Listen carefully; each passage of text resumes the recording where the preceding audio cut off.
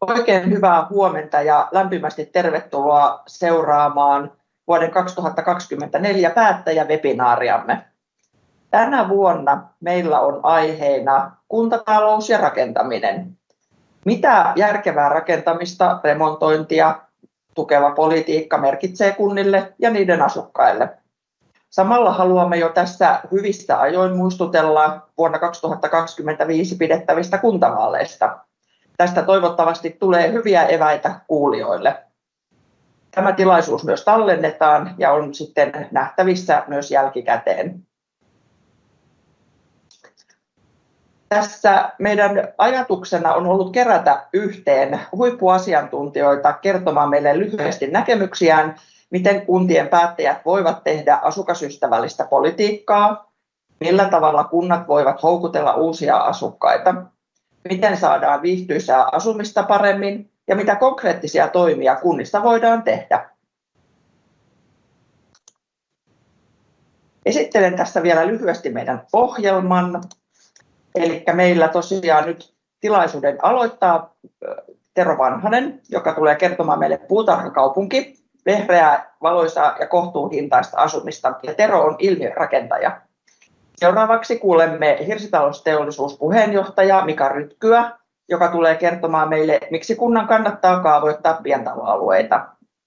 Kolmantena hyppäämme kuntien maailmaan ja kuulemme Tuusulan esimerkkejä ja kokemuksia kasvukunnasta Tuusulan pormestarin Kalle Ikkälän kertomana. Ja tilaisuuden lopuksi lähdetään vielä korjausrakentamisen regulaatiomuutoksiin, eli sääntelyhän muuttuu tässä aika paljonkin tulevien vuosien aikana, ja tästä meille tulee kertomaan sitten tuoteryhmäpäällikkö Peter Lind Rakennusteollisuus RTT:stä.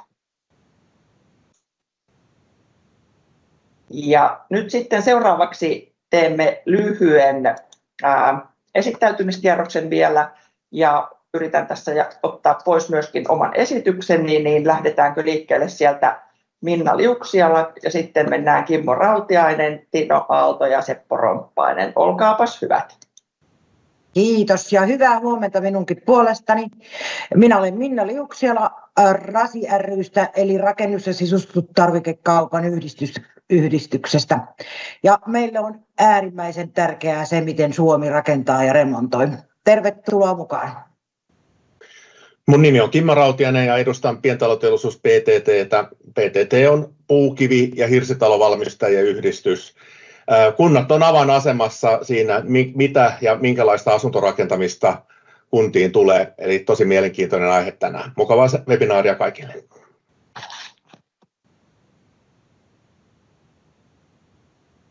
Hyvää huomenta munkin puolesta. Mun nimi on Tino Aalto, Saatelus ry:n toimitusjohtaja. Saatelus ry edustaa tällaisia teollisen mittakaavan sahoja ja meidän jäsenyritykset tuottaa puutuotteita, joihin hiili sitoutuu pitkäksi aikaa. Meidän tuotteista päätyy vientiin noin 80%, kotimaahan jää ainoastaan noin 20% ja kotimaan osuus ja puukäyttö ylipäätänsä rakentamisessa on vähentynyt joka vuosi viimeiset 20 vuotta ja meilläkin tietysti ei pelkästään talouden, mutta myös ilmaston kannalta on intressi nähdä, että Suomessa tehtäisiin jatkossa yhä enemmän puusta taloja ja kohteita. Oikein antoisaa seminaaria minunkin puolesta. Hyvää huomenta myös täältä hirsitaloteollisuuden puolesta. Seppo Romppainen on minun nimi ja toimin hirsitaloteollisuuden toimitusjohtajana. Hirsitaloteollisuudessa on vähän vajaa 60 jäsenyritystä, joista 20 on hirsiliiketoimintaa tai hirsituotteita valmistavia yrityksiä. Tänään on mielenkiintoinen päivä ja tämä ehkä valaisee sen, että nimenomaan pientaloalueita rakentamalla kuntien verotulot kasvaa ja hiilijalanjäljen kannalta niin puurakentamisen määrät saadaan nousuun pientaloalueita kaavoittamalla ja rakentamalla. Kiitos.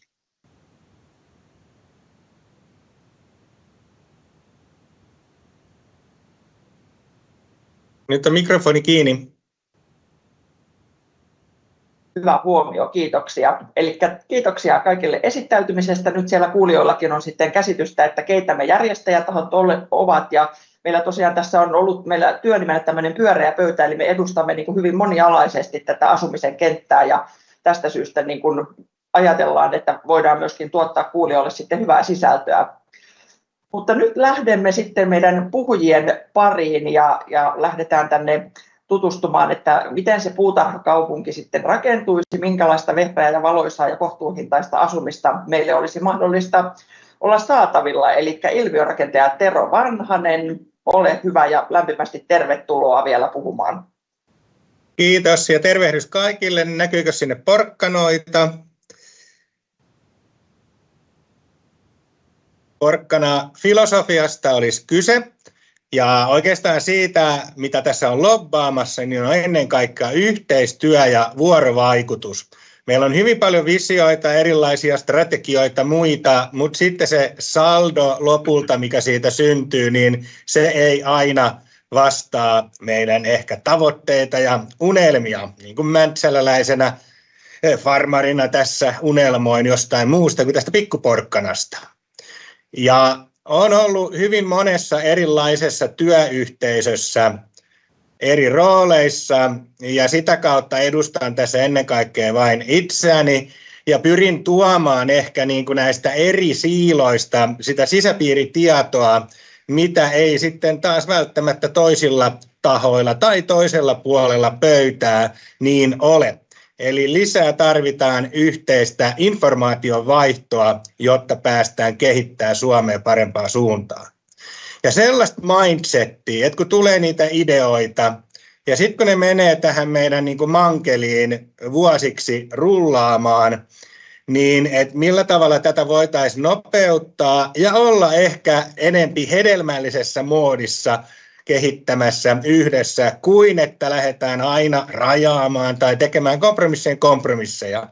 Taannoin olin ELY-keskukselle puhumassa ja he oli surullisia, kun eivät ole tässä mukana. Sitten kun laitoin heidät tuonne Pernaan, niin olivat tyytyväisiä, että nyt hekin on tässä ruljanssissa mukana. Mutta että meillä on vielä Suomessa opeteltavaa tässä yhteiskehittelyssä. Seminaarin aihe koskee pientaloja, puutarhakaupunkeja. Oma kosketukseni siihen on, että noin parikymmentä vuotta sitten työskentelin kaavoittajana Lahdessa ja johdin siellä tällaista 800 hehtaarin kokoista pientaloaluetta. Ja siellä se nyt kukoistaa. Siellä on kauppakeskusta ja kouluja, päiväkotia ja satoja pientaloja. Eli on kyse aidosta oikeasta pientalokaupungista, pientalokylästä, miksi haluaa sitä kutsukaan, puutarhakaupungista. Se, miten mä kaavoittajana ja projektinjohtajana lähdin niin sanotusti lobbaamaan Lahden päättäjille tätä, oli se, että kannattaa tehdä ehdottomasti jotain muutakin kuin kerrostaloja. Lahti oli silloin Suomen kerrostalovaltaisin kaupunki. Ja ennen kaikkea, että se ei tarkoita vain pientaloja, omakotitaloja, vaan myös pienkerrostaloja, kaikkea 1, 2, 2,5 kerroksista. Niin silloin me saadaan erilaisia hintaluokkia, erilaisia kokoluokkia synnytettyä sinne ihanaan vehreeseen, maanläheiseen, puutarhakaupunkimaiseen miljööseen. Ei ainoastaan niitä 100 tai 200 neliön omakotitaloja. Pientalokaupunki, se voi näyttää modernilta tai sellaiselta vaikka kuin Kartanonkoski tai vaikka Ahvenanmaalla Maarianhaminan keskusta.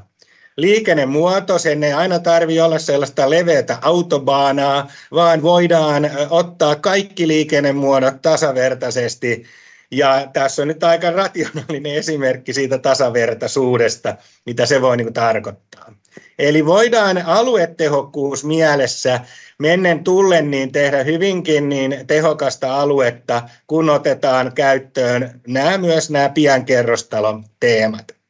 No minä innokkaana nuorena kaavoittajana kaavoitin paljon tällaista moninaisuuden ykseyttä sinne Karistoon sillä tavalla, että jokainen löytäisi mielipaikan, mielireitin alueella ja ennen kaikkea, että siellä olisi eri kokoisia, eri hintatason asuntoja, eri hallintamuotoja, vuokraa, osaomistusta, omistusta, niin edelleen, ARAa, vapaa-rahoitteista, eli kuten oikeassa kaupungissa tai kyläkeskustassa on.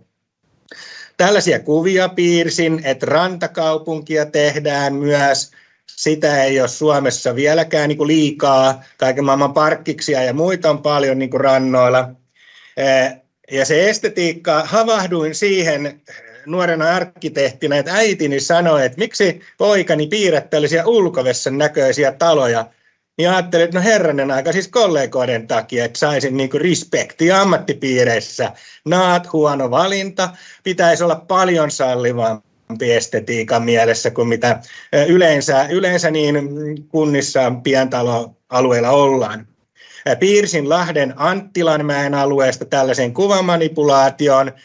Olin hyvin salliva kaavoittaja. Sanoin, että voitte tehdä ihan minkä näköisiä taloja, vaan mansardikattosta ja harjakattosta. Et kunhan nyt on puufasaadit, kun on puukaupungista kyse. Ja ihmiset rakasti tätä ajatusta. Ja sinne on syntynyt nyt hyvin monipuolista rakennetta sinne Karistoon. Ja yksi lääkäriperhekin oli jo erittäin onnellinen, että ei tarvinnut minnekään Nastolaa muuttaa, että tänne sai tehdä sen rakkaan mansardikattosenkin talon. Sallivuus on ihan mielettömän iso valtti, sanokaa minun sanoneen. Vehreyttä, vettä sieltä löytyi ja totta kai oli myös tuottajamuotoisia kortteleita siellä ja nehän tuli arkkitehdin kynästä ja ne oikeastaan luo sitten tällaista harmonisempaa julkisivua Kariston niin kuin pääjulkisivun alueilla. Eli moninaisuuden ykseys. Kaavoittajana, kuten sanoin, niin tein väliäkaavoja. Tässä on tämmöinen Perhossaari, joka on nyt rakentunut sinne. Mulla oli siinä tämmöinen kaavamääräys, että tälle punaiselle alueelle pitää niin kuin rakentaa. Miten sitten rakentaakaan? Mennään Helsinkiin, niin Helsingissä näköjään oli kopioitu vähän samanlainen saari. Kiva, että ottivat Lahdesta mallia pientalokaupungista. Niin tästä on tulossa arkkitehtikilpailu ja muuta, niin näin tarkkaan on määritelty jo ennen kuin on edes mitään kilpailuita ollut. Siis plannerhenkisyys kaavoituksessa on ihan kaiken A ja O silloin, kun halutaan kunnan vetovoimaa kasvattaa. Ei se, että arkkitehdit suunnittelee toisille arkkitehdeille ammattimaista kaupunkikuvaa. Se vaikuttaa olevan niin, että se ei ole niin sanotusti myyntivaltti kuntalaisten keskuudessa. Todistusaineistoa löytyy. Se, että Karistossa oltiin tosi sallivia, niin sinne on tullut paras verokertymä asukasryhmä, mitä Lahdesta löytyy. Eli ainakin nyt sit lapsiperheet ja hyvät veronmaksajat tuntuu arvostavan sallivuutta, vapautta, sitä, että voidaan niitä omia unelmia tehdä. Sitähän meidän kaikkien pitäisi vaalia. Ei sitä, että pakotetaan ihmiset johonkin tiettyyn muottiin. Kaavoitusteknisesti on monta mahdollisuutta tukea tätä. Se, että kaavamerkintä on A, pelkkä A, omistusvuokraloma-asumista, ei mitään AO:ta tai AP:tä tai muuta. Ja kaksi kerrosta plus ullakko päälle. Et melkein 3 kerroksista saa tehdä 1 kerroksista, 1,5, 2 kerroksista. Sallivuus tässä on tärkeä.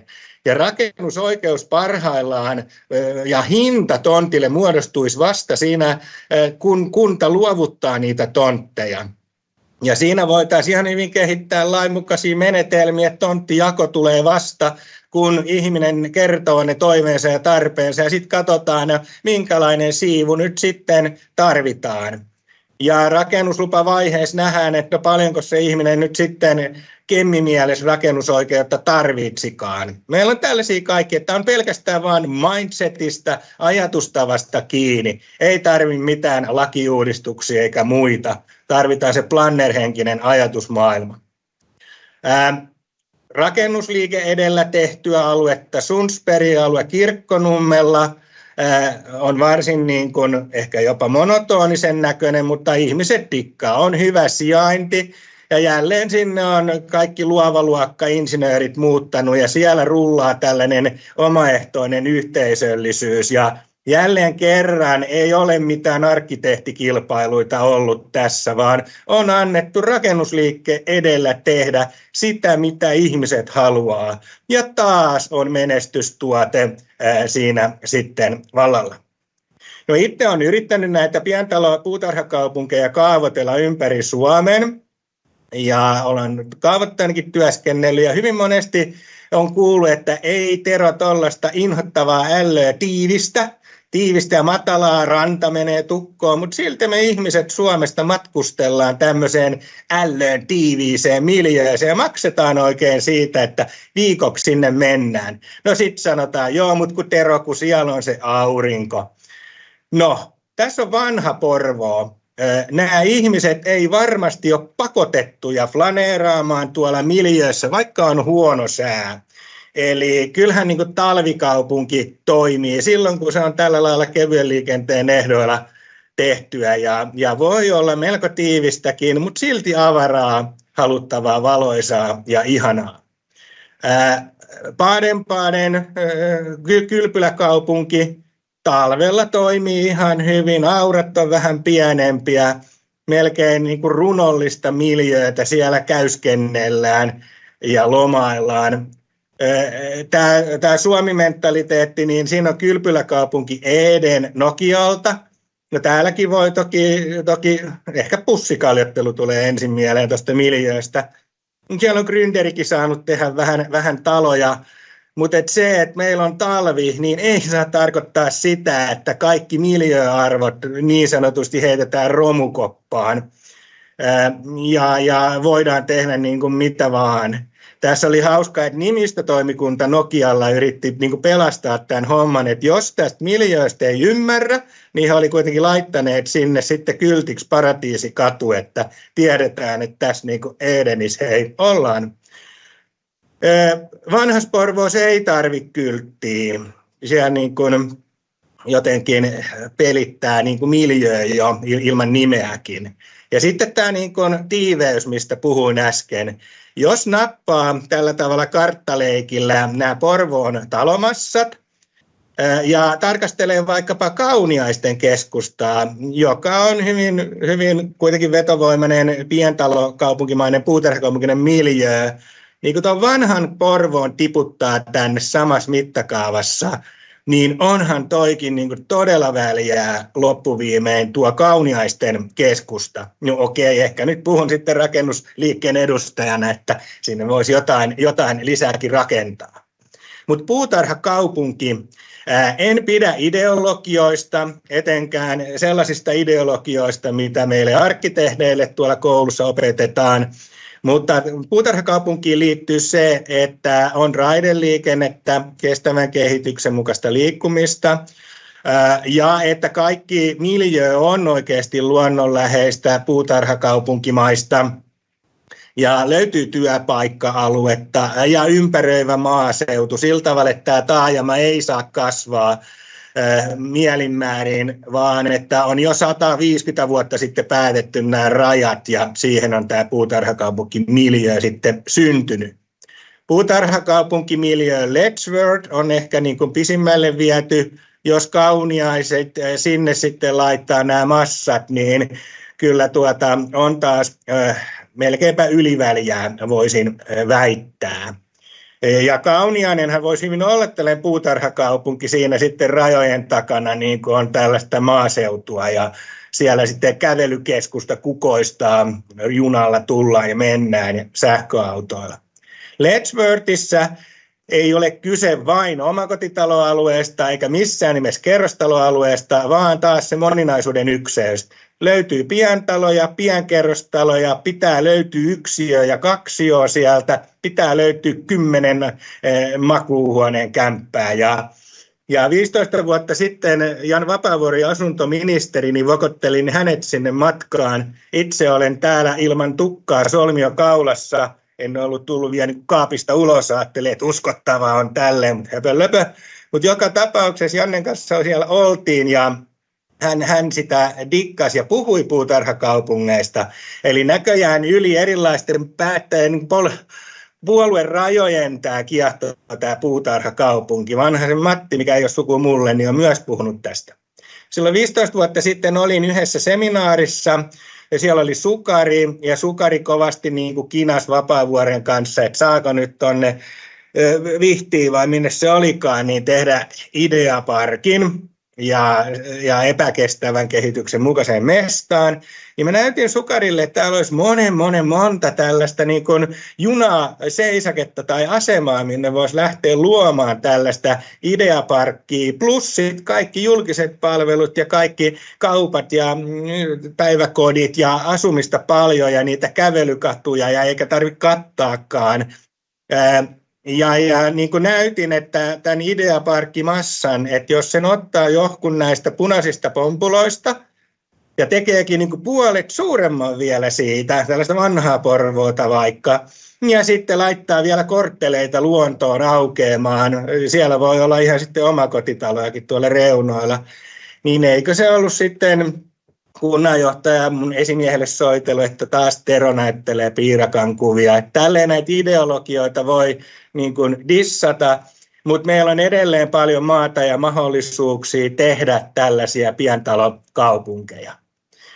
No, olen tehnyt toki urallani hyvin paljon muutakin, erilaisia kilpailuvoittoja eri gründerien palveluksessa. Ja jotenkin niin sallivuus myös näissä olisi se iso tarve ja lääke.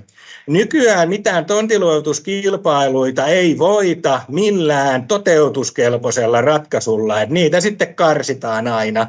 Ja sen takia meidän pitäisi vähän muuttaa tätä ideoivempaan, yhteiskehittelevämpää suuntaa näitä meidän kaikenlaisia arkkitehti- ja suunnittelu- ja tontinluovutuskilpailuita, että ne on niin kuin kyllä huonoja vetovoiman rakentamiseksi. Olen yrittänyt Excel-käyrää niin kuin talousihmisille piirtää, että tuolla on alhaalla vuodet ja ylhäällä menee miljoonat.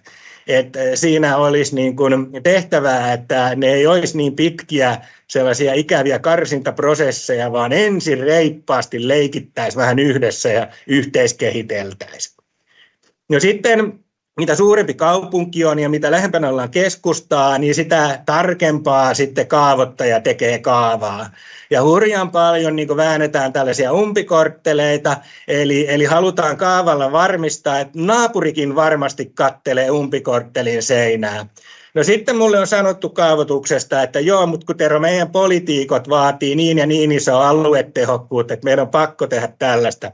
Höpönlöpö. Paljon valosammalla, avarammalla, vehreälläkin miljöllä voidaan jopa enempi kerrosneliöjä tuottaa kuin tällaisella umpikorttelilla.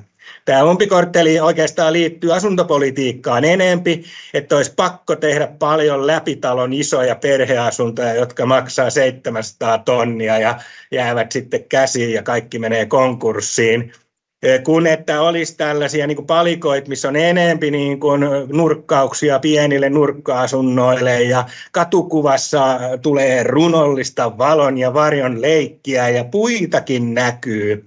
Ei ole tehokkuudesta kiinni, että minkälaista massottelua tehdään. Ja se on mennyt niin pitkälle se massotteluideologia. Tässä on Vantaalta yksi alue, missä on metsää tuossa, niin oli tehty tällainen umpikortteliluonnos niin kuin metsän viereen. Ja sillä tavalla, että siellä ihastellaan ikkunasta sit arkkitehdin kädenjälkeä. Ja sitten ehdotin, että mitä jos kuitenkin nämä ihmiset vois katsella luontoa. Ja kaavoittaja tykkäsi, että hei, tämä rakennusliikkeen ehdotus onkin niin kuin laadukkaampi ja tällä tavalla sitten kaava tehtiin. Eli minkä takia ei kun alussa voisi niin kuin ideoida yhdessä rakennuttajien, rakennusliikkeiden, pientaloteollisuuden, pientalotoimittajan, talotehtaan, tällaisia niin kuin moniäänisen porukan kanssa, että miten jostain alueesta niin kuin yhdessä saadaan eniten irti, miten yhdessä luodaan vetovoimaa, miten yhdessä vokotellaan sinne yhteisiä asiakkaita eli asukkaita. Ei niin, että tehdään kaupungilla niin kuin mahdollisimman näyttävää tavaraa ja sitten lähdetään niin kuin kysymään, no kuka sitä nyt sitten ostaisi. Tässä on esimerkiksi Malmin lentoaseman vierestä, sinne olisi saanut aika hienonkin pientalokaupungin, by the way, niin aloituskortteli. Siinä on kaavoittaja tehnyt jälleen tätä umpikorttelimaista massaa, solakkaa taloa, mistä mediakin jauhaa, niin solakkatalo, umpikorttelimainen massa, niin laskeskelin tässä näin, että se on monta miljoonaa euroa kalliimpaa rakentaa tähän kerrostaloon kuin että jos se olisi joku pistetalomaisempi ratkaisu. Eli hyvin kalliita ratkaisuja meidän niin kuin kaavat tuottaa. Silloin kun olin kaavoittajana, niin tunnustan, että itsekään en oikeastaan tiennyt paljon kustannuksista, enkä niin välittänytkään. Mutta jos välitetään meidän yhteisistä kuntalaisista, asunnonostajista, asunnonvuokraajista, asukkaista, niin silloin pitää miettiä hintalaatusuhdetta, ei vaan pelkkää laatulaatusuhdetta, koska ihmiset ovat hinnan kanssa tarkkoina, että mihinkä rahat riittää ja sijainti ja muuhun. Sen takia pitää olla aina myös näitä pieniä asuntoja tarjolla. Kaikille ei ole varaa 54-seen kaksioon, saatikka 104-seen pientaloon. Jos näitä kaikki löytyy pientalomaisesta miljööstä, pienkerrostaloista, niin silloin niin kuin kaikilla on mahdollisuus päästä nauttimaan siitä omakotitalomaisesta miljööstä. Ja näihin on kaikkia laskelmia, en ala niitä nyt sen tarkempaa läpikäymään. Ja tältä tollainen niin kuin Helsingin halvimmat neliöt kerrostalo näyttäisi. Ja jouduin tekemään taas tällaista arkkitehdille estetiikkaa, en edes tiedä onnistuinko siinä. Mutta se, mistä meidän pitäisi kaikkien puhua paljon enempi, on se sallivuus ja se, että voitaisiko tehdä vähän monipuolisempaa estetiikkaa, koska aina kun kansalta kysytään, niin kansa haluaa valitettavasti suurin osa jotain muuta estetiikkaa kuin mitä me arkkitehtuurin ammattilaiset heille halutaan tarjota. Eli moninaisempaa tarvittaisiin, jotta voitaisiin onnellistaa isommin eri toimijoita. Vantaalla on oikein monen arvostama Kartanonkoski, jota mun arkkitehtikollegat käy mollaamassa. Mollaaminen on syvältä. Kartanonkoski kukoistaa, ihmiset muuttaa sinne miljöön takia. Miljöarvot, että jotenkin se puutarhakaupunki, niin melkein Levi on lähin mesta sitten seuraavaksi, että missä voi niin flaneerata kävelykatuja pitkin, luonto löytyy, kaikki palvelut löytyy ja se et tarvitse autoa ja osa ei saisi sillä siellä edes ajaakaan. Ja sinne aikoinaan kaavoitin tämän näköistä tavaraa, en sen johdosta, että tämä olisi jotenkin mun tämmöistä, vaan kunnan johto halusi tämmöistä. Niin minusta se oli mukavan piristävää, ettei yritetä jollain mustilla laatikoilla löytää sitä Lapin tämän päivän modernia sielukkuutta. Mun lapset viihtyy siellä myös ja niin edelleen. No sitten puhuin pientalon puutarhakaupungista ja lopetan tämän paasauksen siihen, että sanoista tekoihin, eli myös teen näitä visioita parhaillaan Lappiin. Kavereiden kanssa ostettiin tuommoinen talotehdas Polar House, lämpöhirttä tulee sieltä ekologista. Sillä voi tehdä pientaloa, pienkerrostaloa, mökkiä, villaa ja 20 vuotta niitä on tehtykin. Mutta täysin Rukan omistajan ja mun yhteistyönä tehty visio, josta Kuusamon johto tykkäsi tosi paljon. Ja taas sallivuus, yhteistyö, vuorovaikutus edellä lähdetään tekemään Rukaan uutta puutarhakaupunkimaista miljöötä.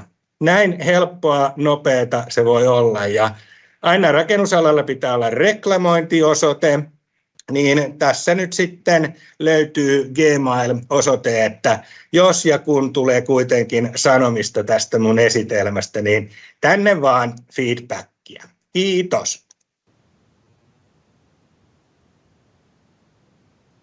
Kiitos paljon, Tero. Tämä oli niin inspiroivaa, että me ollaan täällä välillä naurahdeltu ja ihmetelty silmät suurena ja toivottavasti myös siellä linjoilla olevat kuulijat niin saavat tästä todella mielenkiintoisesta ja innostavasta puheenvuorosta eväitä sinne omaan työhönsä. No niin, kiva juttu. Lähden pitämään saman esitelmän nytten Vantaan kaupunginjohtajalle. Palataan. Moi moi. Juuri sanomassa, että hyvää matkaa. Kiitos kun olit mukana ja hyvää seuraavaa esittelyä. Yes, hei hei. Hei hei.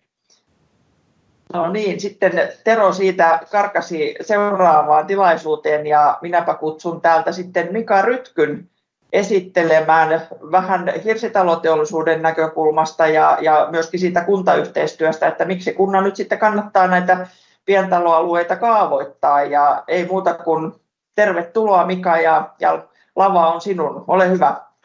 Kiitoksia tuon Teron esityksen jälkeen, niin tuntuu vähän ohuelta lähteä numeroita käymään läpi, mutta mä yritän nyt numeroiksi pukea hieman mitä Tero tuossa jutteli, mutta voi kyllä tuohon tarinaan yhtyä ihan täysin. Tarvitaan enemmän ihmisen mittaista rakentamista ja sitten sallivuutta, että hyvä lähtökohta olisi kaikille rakentamiselle, että sallitaan se, mitä ei ole erityistä syytä kieltää, ja tuo sallivuus on kyllä loistava sana niin kuin tässä kohtaa.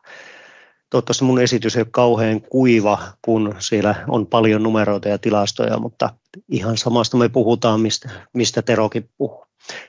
Miksi kunnan kannattaa kaavoittaa pientaloalueita? Mä toimin kontiotuotteen toimitusjohtajana, tehdään siis hirsitaloja, tehdään julkista rakentamista, kouluja, päiväkoteja, mutta tehdään myöskin sitten paljon pientaloja myöskin kansainvälisesti, eli sen suodattimen läpi mun jutut kannattaa kuunnella. Mutta lähdetään pikkasen isommasta kuvasta. Rakennukset aiheuttaa vähän mittaustuvasta riippuen 30–40% päästöistä Suomessa ja maailmalla.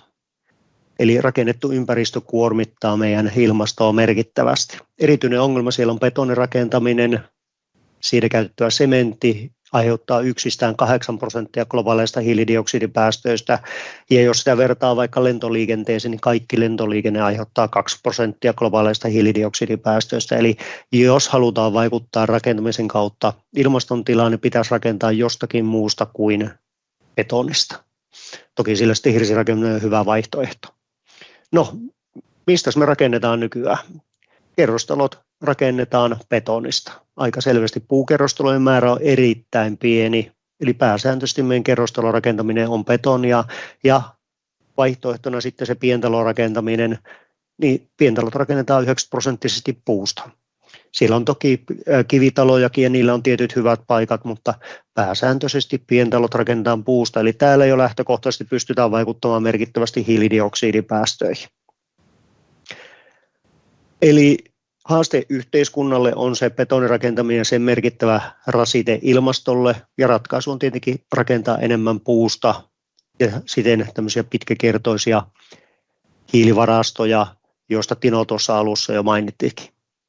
No sitten haaste yksilölle on se, että nykyinen asuntotuotanto ja kanta ei vastaa sitä asumis- ja tilaratkaisuta, mitkä ne toiveet ja vaatimukset on, ja tuostahan jo sitten Tero kertoi meille, että meidän pitäisi ratkaista enemmän rakentaa semmoisia tiloja, joissa halutaan olla, ja ne soveltuu siihen meidän käyttötarkoitukseen. Tämmöinen aluekehittäminen, että sinne samalla alueella olisi monenkokoisia asuntoja, että varsinkin kun ensimmäinen lapsi syntyy, niin ehkä varat ei riitä tekemään vielä sitä isoa omakotitalota, ostaa isompaa asuntoa, ja sitten kun perhe kasvaa, niin mielellään jäätä sille samalle alueelle, että olisi samat päiväkodit ja koulut lapsilla, ja taas kun perhe jossakin kohtaa pienenee, niin välttämättä ei ole halu lähteä siltä alueelta pois, mutta tilan tarve muuttuu, eli siksi samalla alueella olisi hyvä olla monimuotoisempaa rakentamista, useamman kokoisia rakennuksia, ja tätä meidän kaavoitus nykyään aika huonosti ottaa huomioon. Eli haluttaisiin enemmän rakentaa semmoisia tiloja, missä on hyvä olla, mitkä soveltuu. Tämä on RTS:n tutkimus, Suomi asuu, kysyttiin mikä on asuntotyyppi nyt ja minkä tyyppisessä haluaa sitten asua, niin nykyinen asunto versus haluttu. Meidän haluttu asuntotyyppi on omakotitalo tai rivitalo, eli kaiken kaikkiaan pientaloissa haluaisi asua 75% ihmisistä. No sitten sanotaan, että se on kallista, no senkin tuossa kohta kumoan, mutta kuitenkin merkittävästi suurempi osa ihmistä haluaisi asua pientalossa, kun tällä hetkellä pystyvät asumaan. Jos meidän asuntotuotantoa katsoo, niin 80% meidän asuntotuotannosta on kerrostaloja ja 20% on omakotitaloja tai rivitaloja. Tämä suhde oli vielä 10 vuotta sitten toisenlainen, silloin 62% oli kerrostaloja ja vajaa 40% oli omakotitaloja. Sitten on tullut iso kaupungistuminen, on rakennettu paljon kerrostaloja, ja sille se tasolle sama mikä suhdanne on, niin silti rakennetaan enemmän kerrostaloja kuin pientaloja. Semmoinen knoppitieto, että vain Espanjassa Euroopassa asutaan enemmän kerrostaloissa kuin Suomessa, ja meillä kuitenkin tilaa täällä olisi kaavoittaa, ja niin kuin tuossa osoitettiin, niin pienemmälläkin ihmisen mittakaavaisella arkkitehtuurilla voidaan tehdä tehokasta rakentamista ja puistomaisia alueita. Tästä muun muassa Mari Vaattovaara on tehnyt tutkimusta, että ei se tarkoita, että rakennetaan kerrostaloja korkeat, se on se tehokkain tapa käyttää maata. Tuossa on sitten asumiskustannukset omistusasunnoissa. Eli siellä on asumiskulut ja pääomakulut, eli omakotiasunnot on halvempia kuin rivitaloasunnot tai kerrostaloasunnot. Se, mikä tekee sen absoluuttisen rahan, niin kerrostaloasunnot on merkittävästi pienempiä kuin omakotitalot, ja siksi se asumiskustannus, sitten kun verrataan absoluuttista rahaa, niin on toisenlainen. Mutta kun verrataan niitä neliöitä, niin silloin omakotitalossa on edullisempaa asua. Sitten kannattaa miettiä, että minkä kokoisia omakotitaloja tehdään, että ehkä ne semmoiset 200 neliöistä omakotitalot alkaa olemaan niin kuin harvinaisempia, mennään pienempiin ja tehokkaampiin neliöihin, ja pientaloissa on kiinnitetty huomiota siihen, että mitkä ne pohjat on ja miten ne toimii ja minkälaisia ratkaisuja sinne löydetään niin, että se alue tai ala on tehokkaasti käytetty. Eli omakotitalossa on edullista asua. No sitten kun katsotaan, että miksi kannattaisi kaavoittaa pientaloalueita, niin Terokin siihen jo vähän viittasi. Eli omakotitalossa asujista 63% on tuloluokassa, jossa vuosiarsiot on yli 60 000 euroa vuodessa ja 38% yli 80 000 euroa vuodessa. Eli jos halutaan hyviä veronmaksajia, niitä lapsiperheitä, joissa on työssäkäyviä ihmisiä, niin silloin kannattaa kaavoittaa pientaloalueita. Ja tässä oli vielä tutkimus, niitä en nyt ottanut tähän, missä katsottiin, niin aika iso osa ihmistä haluaisi asua kaupunkikeskusten ulkopuolella pientaloissa, eli siinä on kyllä mahdollisuuksia. Ja sitten vielä kun katsotaan tyytyväisyyttä, niin viihtyminen asunnossa hyvinkin selvästi omakotitaloissa erittäin tyytyväisiä on 65% ihmisistä, rivitaloissa puolet, ja kerrostaloissakin on erittäin tyytyväisiä ihmisiä. Tuolla näkyy tuo koronapoikkeama, eli silloin kerrostalo ei ole houkutellut niin paljon kuin mitä muina vuosina. Mutta pääsääntöisesti on tietenkin hyvä asia, että ollaan tyytyväisiä niin asumismuotoon, mutta selkeästi omakotitaloasujat viihtyy paremmin ja ovat tyytyväisempiä nykyiseen asuntomuotoon kuin muissa taloissa, erityisesti jos verrataan tuonne kerrostalopuoleen. No mistä se tyytyväisyys johtuu, niin ollaan panostettu kaikki pientalotoimijat semmoisen hyvään arkkitehtuurin, kaupunkimaiseen arkkitehtuuriin, semmoisiin taloihin, mistä tulee ajatusta, hei tollasen mä haluaisin, tuo olisi minulle ja meidän perheelle sopiva, ja kaikki me pientalotoimijat tällä nykypäivänä räätälöidään kaikki talot sille tontille ja sen perheen tarpeisiin. Eli meistä se monimuotoinen salliva rakentaminen ei ole kiinni. Me se pystytään kyllä tekemään, mutta kunhan se kaava sitten sallii, että se ei pakota meitä olemaan jonkin tietyn näköinen.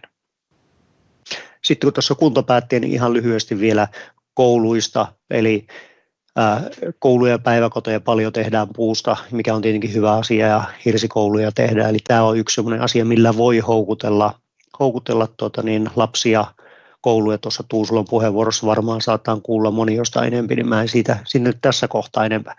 Että ne on ihan vaan pelkästään pientalojen puolesta, niin puusta voi tehdä myöskin hirsikerrostaloja ja puukerrostaloja, eli tämä on yksi mahdollisuus sitten moninaistaa sitä aluetta tekemällä, mutta kannattaa rakentaa puusta, niin silloin pystytään niin hiilijalanjälkeen vaikuttamaan. Tässä on sitten ihan käytännön esimerkki hirsitalosta. Tämä on itse asiassa Ranskassa tämä talo, eli hirsi omakotitalo 154, niin siinä on noin 400 metriä hirttä, ja se sitoo noin 30 000 kilogrammaa hiiltä, mikä vastaa normaalin polttomoottorikäyttöisen auton 15 vuoden ajokilometrejä. Eli se, että rakennetaan massiivipuusta, niin sillä voidaan merkittävästi vaikuttaa rakennuksen hiilikädenjälkeen positiivisesti ja pienentää sitä hiilijalanjälkeä, eli hiilikädenjäljissä muodostaa selkeitä hiilivarastoja. Ja isommassa mittakaavassa Tuusula monio niin kulttuuritalo, siellä hiilijalanjälki 7400 tonnia, hiilikädenjälki vajaa 5000 tonnia hiilidioksidia. Eli sillä, että tämä rakennus rakennettiin puusta ja hirrestä, on ollut merkittävä vaikutus siihen hiilikädenjälkipuoleen. Ja tämä hiilijalanjälki taas tulee sitten sieltä käytetystä betonista, lasista ja teräksestä, niiden hiilijalanjäljestä ja sitten lämmityksestä sen elinkaaren aikana. Ja jos joku sanoo, että puutalot, hirsitalot ei ole yhtä tiiviitä, niin esimerkiksi meillä kaikki rakennukset tiiveysmitataan ja ollaan parhaassa A-luokassa tiiveysmittauksissa, eli myöskin hirsitalot ja kaikki puutalot on energiatehokkaita, ja pientaloissa paljon käytetään nykyään maalämpöä ja käytetään aurinkopaneeleja, eli hyvinkin tehokkaita ratkaisuja saadaan myöskin lämmitykseen ja energiantuotantoon. Hiirestä mä en varmaan sen enempää kerro muuta kuin, että se on luontainen hiilivarasto. Kaikki me, jotka ollaan hirsirakennuksessa ollut, tunnistetaan se sisäilmanlaatu, hyvät akustiset ominaisuudet. Se, että aina mäntyhiiren pinta on antibakteerinen ja sitten näkyvät puupinnat sisätiloissa vähentää stressiä, alentaa sykettä ja parantaa tuottavuutta. Ja tuolla alhaalla löytyy nuo lähteet, että ei ole pelkästään mun mielipide. Tässä oli oikeastaan mun lyhyt setti, niin pysytään aikataulussa.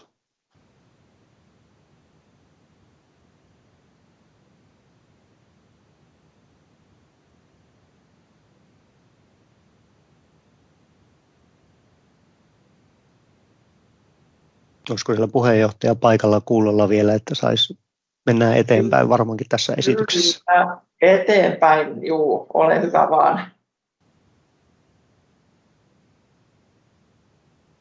Selvä. No niin, nyt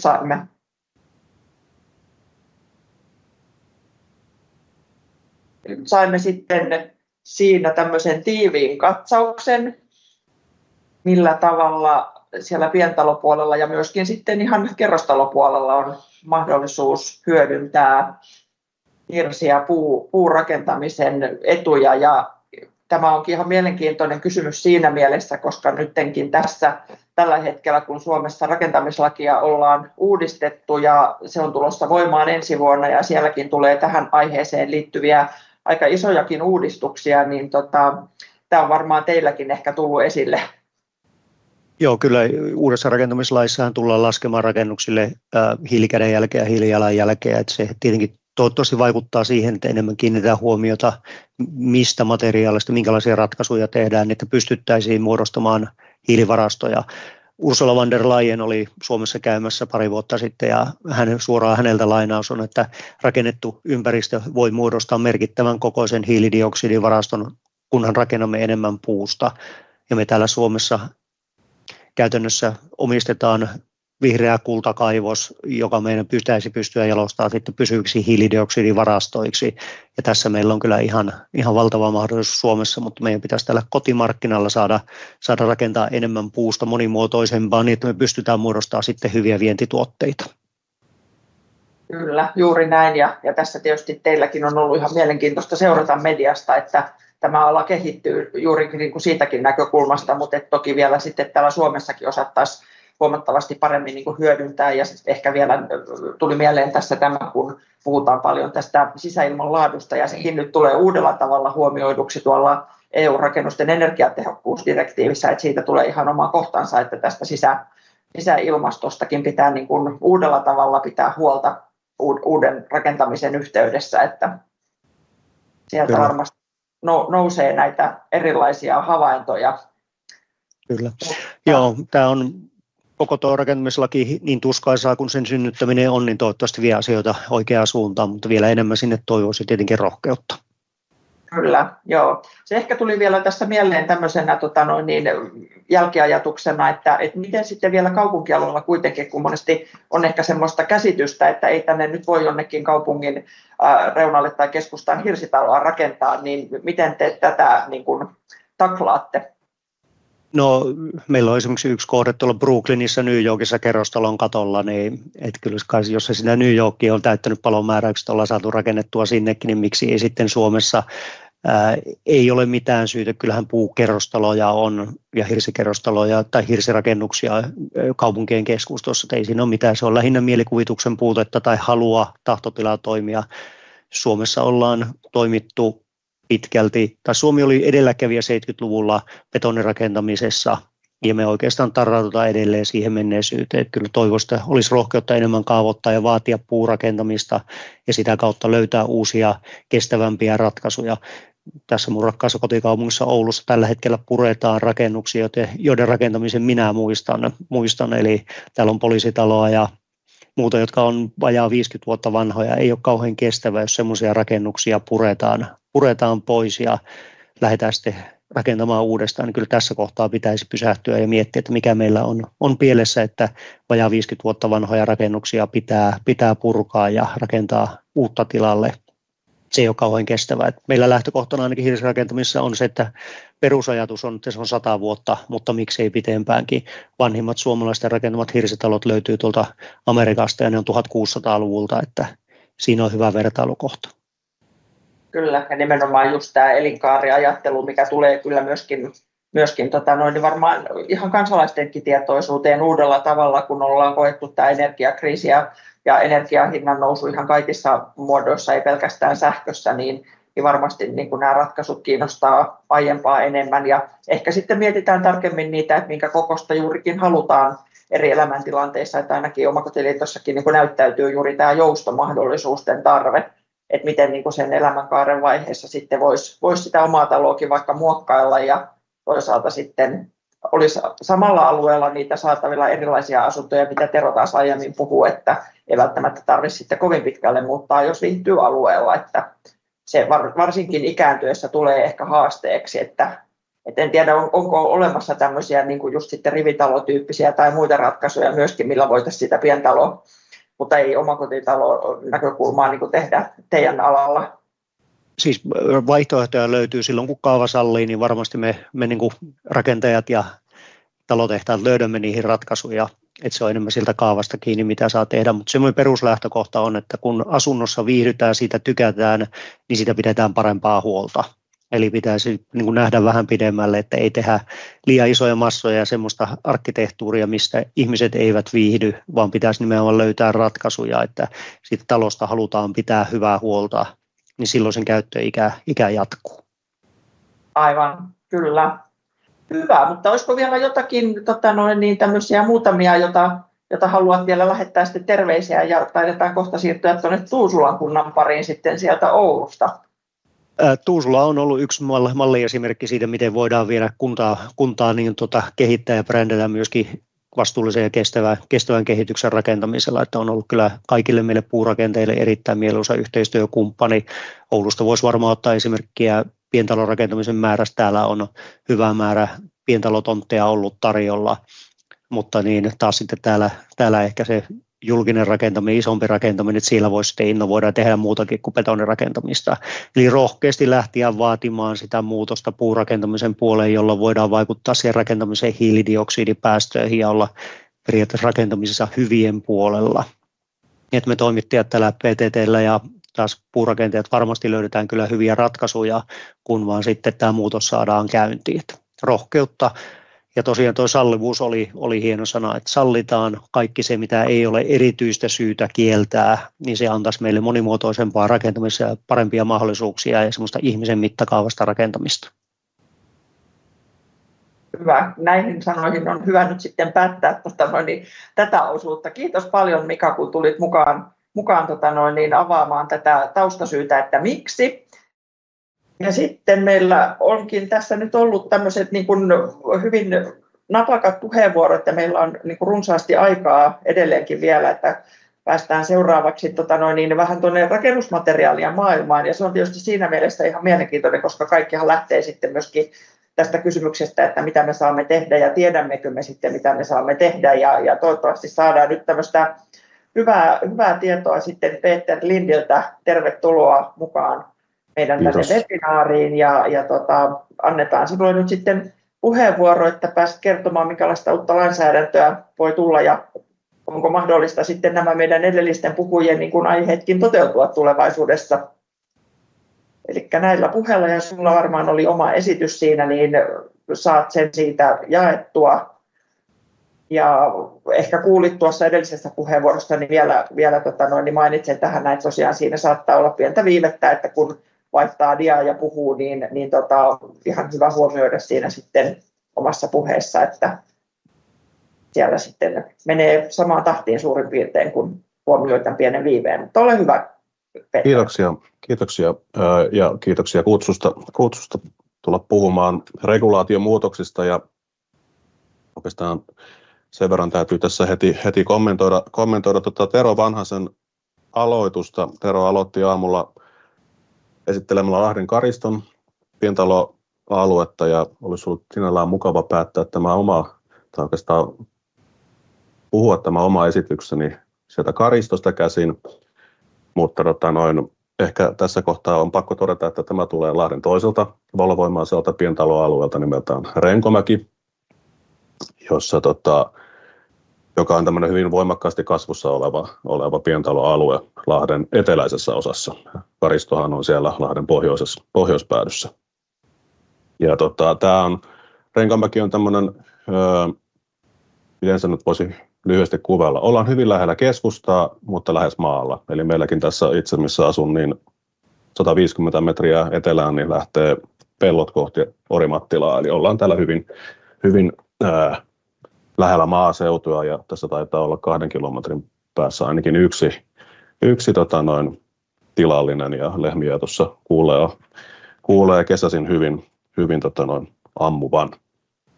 Mutta hei, mun esitykseni tulee pohjautumaan todellakin regulaatiomuutoksiin. Olen yrittänyt painottaa tässä ehkä sitä korjausrakentamista, ja ehkä tässä niin kuin lähitulevaisuudessa, mikä liittyy vahvasti korjausrakentamiseen, niin liittyy nimenomaan rakennusten energiatehokkuusdirektiiviin. Tämä esitys pohjautuu pitkälti siihen. Toki rakentamislain osalta olisi paljon kerrottavaa, mutta silloin meillä loppuu aika kesken ja sen takia painotan tällä hetkellä tähän rakennusten energiatehokkuusdirektiiviin, koska siinäkin tämä kansallinen toimeenpano on käynnissä. Itsestäni ihan muutama sana todellakin päätoimisesti toimin tuolla Rakennustuoteteollisuus RTT ry:ssä, jossa mulla vastuulla on eristeteollisuus, ja siinä rinnalla meillä toimii Suomen eristeteollisuus ry, jossa toimin toiminnanjohtajana. Tämä toimii nimetyille lämmöneristevalmistajille omana yhdistyksenään, ja sitten tämän kaiken ohessa toimii vielä julkisivuyhdistyksen osa-aikaisena toiminnanjohtajana. Lähdin rakentamaan tämän esityksen oikeastaan ensin ilmastotavoitteiden kautta, että miksi me näitä regulaatiomuutoksia tehdään ja olen tähän nyt ensimmäiseksi ottanut 2 tavoitetta, ja meillähän se iso kuva kuitenkin on siellä 2050, jolloin kun puhutaan siitä koko Euroopan tavoitteesta olla hiilineutraali. Meillä Suomellahan on sinällään kunnianhimoinen tavoite olla 2035 hiilineutraali, mutta se on oma tarinansa se, ja oikeastaan katsotaan se, että mitä meille ja mihin me ollaan sitouduttu näiden tulevien vuosien aikana, mitä tulee tuolta EU:n suunnasta. No 2030 se tulee hyvin nopeasti, siihen ei ole enää kuin muutama vuosi. Tähän Suomi on sitoutunut, tähän on myös poliittinen päätäntävalta sitoutunut siihen, että me tullaan vähentämään päästöjä se 55% vuoden 90 tasosta. Tämä on merkittävä tavoite siinäkin mielessä, että lähdetään kohti sitä, että meillä on selkeitä tavoitteita, kun lähdetään kohti sinne 2050 tavoitetta. En tule käymään näitä kaikkia paketteja missään nimessä läpi. Niin kuin tuossa totesinkin, niin tuo rakennusten energiatehokkuusdirektiivi on se, jota itse olen tässä seurannut voimakkaasti. Pikkasen sivuan tuota energiatehokkuusdirektiiviä, joka myös on astunut voimaan. Sen implementointi on itse asiassa käynnissä. Itse direktiivi astui voimaan viime vuoden lokakuussa, ja sen tulee olla valmis 25 lokakuussa, sen kansallisen lainsäädännön. No se on ehkä varmaan sanomattakin selvää, että 2030 ilmastotavoite, ja niin kuin tuossa ehkä totesinkin, että kun mennään kohti 2050 tavoitetta, niin tämä on välitavoite. Ja näinhän se on. Komissiohan antoi tiedonannon tämän vuoden helmikuussa ja loi seuraavan välitavoitteen, sen 2040 tavoitteen, jolloin meidän pitäisi itse asiassa päästöjä pyrkiä vähentämään jo se 90% siitä vuoden 1990 tasosta. Tässä komission tiedonannossa on korostettu vahvasti sitä olemassa olevan rakennuskannan energiatehokkuuden parantamista, ja tämä oikeastaan niin kuin pitkälti edellyttää myös sen, että kaikki ne lainsäädäntöhankkeet, mitä meillä tällä hetkellä on käynnissä, esimerkiksi tämän EPPD ja EEDn osalta, niin nämä tulisi viedä kunnialla maaliin ja toimeenpanna oikeastaan täytenä, jotta me päästään sinne 90% tavoitteeseen. Jos me ei näin tehdä, niin silloin meillä todennäköisesti tulee uusia vaatimuksia jollakin agenteella. Tämä on mun henkilökohtainen mielipide. Ja se, että kaikkien sektorit on osallistuva tähän remonttiin, jos tätä voi remontiksi kutsua. No, mennään kohti sitä 2050 tavoitetta energiatehokkuusvaatimusten osalta. Ja niin kuin tuossa totesin aikaisemmin, niin mennään EPBD:n pohjalta, mutta niin kuin jo mainitsin siitä EED:stä, eli energiatehokkuusdirektiivistä, niin nostin tähän kuitenkin yhden aika peruspilarin, mikä tuli tämän EED:n uudistuksen myötä, joka on energiatehokkuus ensin periaate. Tämä tulee ohjaamaan meitä jatkossa kaikessa rakentamisessa, on se sitten korjaamista, on se sitten uudisrakentamista, niin tämä tulee olemaan se perusperiaate, mikä meillä siellä taustalla on. Ja tämä on velvoittava periaate. Tämä on kirjoitettu sellaiseen muotoon, että tätä ei voi oikeastaan millään tavalla ohittaa edes kansallisessa lainsäädännössä. Tämä on horisontaalivelvoite sen rakennusten energiatehokkuusdirektiivin kanssa, eli EPBD:n kanssa. Ja sinällään tämä tukee jo kaikkia niitä aikaisemminkin julkitulleita paketteja tai niin kuin tässäkin on nostettu esityksessä hyvin esiin tämä rakennusten perusparannusaalto, eli Renovation Wave, niin tämähän tukee sitä kokonaisuutta, kun me tavoitellaan sitä Euroopan hiilineutraalisuustavoitetta. Ja sinällään ei ole uusi asia. Kioton pyramidi julkaistiin jo vuoden 1997 ilmastokokouksen jälkeen ja tämä tukee entisestään sitä, mitä me olemme jo pitkän aikaa tienneet. No, EPBD:n tavoite on yhtä lailla asetettu sinne 2050 vuoteen ja ehkä niin kuin semmoisena isompana muutoksena edelliseen direktiiviversioon on se, että molemmissa on ollut tavoitteena toki se energiatehokkuuden parantaminen, mutta nyt meillä on tavoitteena leikata myös kasvihuonepäästöt nollaan, jotta me päästään siihen 2050 vuoden tavoitteeseen. Meillä tulee uusia määritelmiä. Täälläkin nyt on tämmöisiä kirjan yhdistelmiä ja pahoittelen siitä, mutta meillä tulee olemaan tämmöisiä niin sanottuja CEP-rakennuksia, eli tämä tarkoittaa päästötöntä rakennusta. Tämä meidän nykyinen määräystasohan, me puhutaan siinä NCEPistä, eli lähes nollaenergiarakennuksesta, ja nyt siirrytään siitä lähes nollaenergiarakennuksesta sitten päästöttömään rakennukseen. Tämän hetken tiedon mukaan, siis nythän implementointi on käynnissä, YM:n ensimmäisessä seurantaryhmän kokouksessa on todettu jo, että uudisrakentamiselle tulee oma CEP-taso, eli tulee joku määritelmä sille päästöttömälle rakennukselle ja itse asiassa korjattaville rakennuksille tulee oma. Se on tämän hetken niin kuin tieto, mutta toki mitään ei ole vielä paperille kirjoitettu. Tai ainakaan sitä ei ole vielä julkisesti tuotu esiin. No, raja-arvot tulee tiukentumaan. On väärin ehkä sanoa tiukentuu. Jossakin tapauksissa on puhuttu kiristämisestä. No, se on tosi huono sana puhua kiristämisestä, kun kiristämisestä voi joutua vaikka vankilaankin. Niin puhutaan ennemminkin parantamisesta. Itsekin olen tähän kirjoittanut tiukentuvat, mutta raja-arvot tulee parantumaan kustannusoptimaalisesti. Direktiivin perusteluihin on kirjoiteltu komission puolesta se, että vähintäänkin tullaankin, kuten huomaatte, niin jälleen sanoo kiristämään, tullaan parantamaan vähintään 10% siitä lähes nollaenergiatasosta. Tämä on sinne kirjattuna ja tästä ei tavallaan luistumismahdollisuus on aika pitkälti nolla. Sinällään niin uudisrakentamisen puolella tämä ei ole mikään ongelma. Tämä on täysin saavutettavissa oleva vaatimus. Me rakennetaan tänä päivänä jo paljon parempaa kuin mitä meillä tällä hetkellä minimitaso vaatii. Mutta sitten tietysti se, että miten se implementoidaan siihen kansalliseen lainsäädäntöön sen korjaamisen osalta, niin se on ehkä se pikkasen haastavin palikka. No, tämä tulee niin kuin koskettamaan nimenomaan sitä olemassa olevaa rakennuskantaa yhtä lailla. Ja siellä se olennainen asia on se, että olemassa olevan rakennuskannan sen energiakulutuksen on pienennyttävä. Meillä on EED:ssä sitovia loppukäytön energiakulutuksen vähennysvelvoitteita. Ne on tiukkoja. Me tarvitaan siihen sitä olemassa olevaa rakennuskantaa. Se koskettaa sinällään tätä olemassa olevaa pientalokantaakin. Se koskettaa kerrostalokantaa. Se koskettaa myös kuntien ja valtion omisteisia rakennuksia. Ja tätä kaikkea tullaan tarkastelemaan eri käyttötarkoitusluokittain. Eli ei yhtä saplunaa ei tulla käyttämään kaikkeen. Se tietysti, mikä ehkä on tunnistettavissa, on se, että meillä tulee ehkä tämä rakennuskanta. Meillähän on siis tosi paljon rakennuskantaa, jota ei käytetä tai käytetään hyvin vähäisessä määrin tai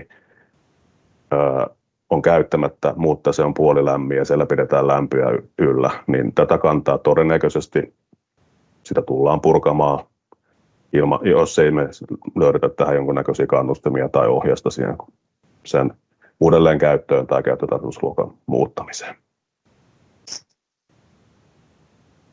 No mitä vaikutuksia sillä on tähän meidän päästö- ja hiilijalanjälkeen? Tässä on tuore rakennusteollisuuden vähähiilisyystiekartan kuvaaja. Tämä julkistettiin tänä vuonna 11.6. Ja olen ympäröinyt tuon käyttövaiheen energian. Tässä aikaisemmissa esityksissähän nostettiin hyvin esiin se, että kuinka meillä tämä olemassa oleva rakennettu ympäristöhän kuluttaa kaikesta energiasta vähän laskentatavasta riippuen 30–40%. No se käyttövaiheen energia-osalta lämmitykseen kuluu rakennusmassasta noin 25% ja siihen me voidaan käytännössä siellä lainsäädännöllä myös vaikuttaa.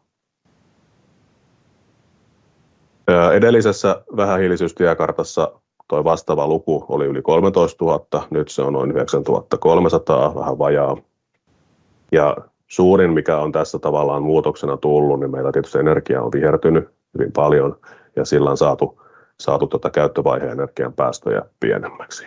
Mutta sitten täytyy muistaa, että jos me tavoitellaan sitä ja lähdetään vastaamaan niihin direktiivien vaatimuksiin, niin meidänhän tulee todellakin vähentää energian käyttöä, eli me tarvitaan sitä energiatehokkaampaa rakennuskantaa ja meidän täytyy saada näitä päästöjä alas. Niin tässä kohtaahan tietysti se käyttämättä jätetty kilowattitunti on se puhtain kilowattitunti. Että toki vaikka meillä kaikki vihertyisi ja kaikki sähkö tai energiamuodot vihertyisivät täysin, niin meillä on silti se, että se ei tule riittämään kaikille ja senkin takia niin sen energian käytön tulisi vähentyä.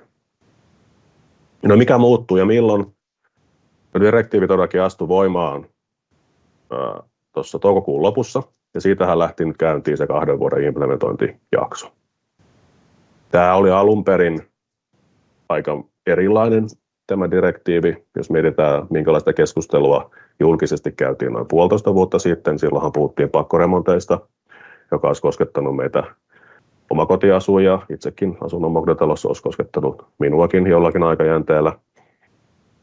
Ja tämähän on semmoinen hyvin perinteinen tilanne, että parlamentti haluaa kovempia uudistuksia, tiukennuksia, sitten käydään neuvotteluja, neuvosto haluaa maltillisempaa ja sitten komission ratkaisut tulee siihen johonkin välimaastoon. Ja nyt ehkä siinä suhteessa niin tultiin paljon järkevämmälle tasolle, eikä meidän tarvitse lähteä keskustelemaan esimerkiksi siitä, että koskettaako tämä meillä perustusoikeudellisesti jotenkin tämä direktiivi. Se pakkoremontointi olisi esimerkiksi ollut aika mahdoton meidän lainsäädännön suhteen. Aikatauluhan on se, että todellakin 2 vuotta tästä eteenpäin niin on se implementointijakso, mutta 2 vuotta on lyhyt aika. No, nyt on jo kohta puoli vuotta käytetty siitä ja seurantaryhmähän on aloittanut toimintansa tuossa 1.9. alkaen ja palaan siihen oikeastaan tuossa vielä myöhemmin. Mutta käytännössä me puhutaan aikajänteestä, joka tapahtuu seuraavan puolen vuoden aikana. Eli seuraavan puolen vuoden aikana niin nämä asetukset ja lait, joita tämä direktiivi koskettaa, niin muokataan vastaamaan sitä direktiivin sisältöä. No sieltä uusia asioita. Aurinkoenergia, tämä oli alkuperäisessäkin ehdotuksessa, tämä tulee huomioida. Tämä koskettaa uudisrakentamista ja jollakin aikajänteellä tulee koskettamaan olemassa olevaa rakennuskantaa, siellä ehkä enemmänkin sitä julkista rakennuskantaa suuremmin ja sitten muita muita rakennuskantaa laajamittaisten korjausten yhteydessä. Täällä on, jos ihmettelette tuota yli 2004, yli 254, siellä on erilaisia ajanjaksoja tuon 3 vuoden aikajänteen sisällä ja riippuu vähän siitä sitten, mikä se raja on siellä, niin kohdistuu erilaisia neliörajoja. Eli ei ole pilkkuvirheistä kyse. Tällä hetkellä siellä ei ole mitään minimikokomäärettä kirjattu, eli tässä sinällään niin kuin saadaan kansallisestikin paljon liikkumavaraa, mutta tämä oli tietysti se yksi direktiivin pääkohdista nostaa mukaan tähän tulevaan lainsäädäntöön. Toinen, mikä sinne aika vahvasti tuli, on tietysti sähköautojen latausvelvoite. Toki tälle löytyy muutakin lainsäädäntöä. Tulee koskettamaan korjausta ja tulee koskettamaan uudisrakentamista myös.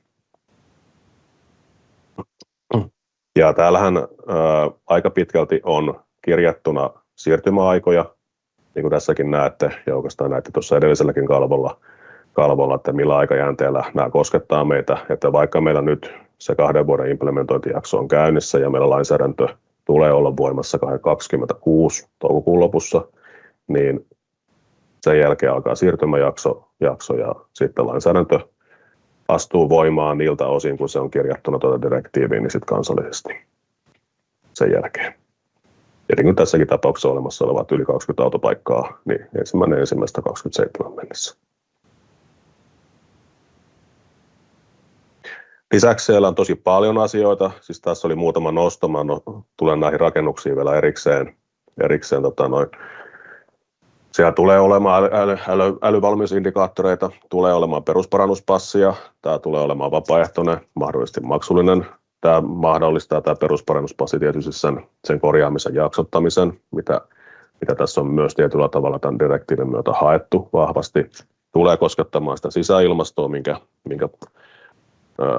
webinaarin puheenjohtaja nosti tuossa aikaisemmin esiin. En ollut sitä tänne kirjannut, mutta siitä tulee myös omia vaatimuksia. Tämä on ihan hyvä lisäys tähän direktiiviin ja sitä kautta meidän kansalliseen lainsäädäntöön. On polkupyöräpaikkojakin kirjattuna.